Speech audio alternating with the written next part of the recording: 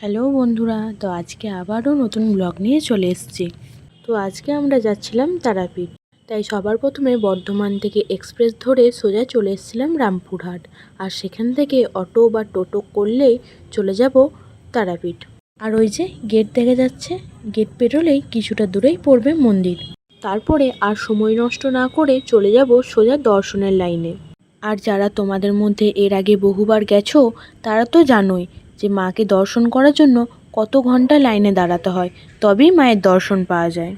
তবে হ্যাঁ, ভিআইপি লাইনে পুজো দিলে কিন্তু বেশিক্ষণ দাঁড়াতে হয় না।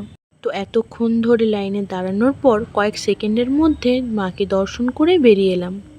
তারপরে আমরা গেছিলাম শ্রী বামাখ্যাপার সমাধি মন্দির। আর এখানেই রয়েছে মহাশ্মশান, যেখানে নিত্য মরা পোড়ানো হয়।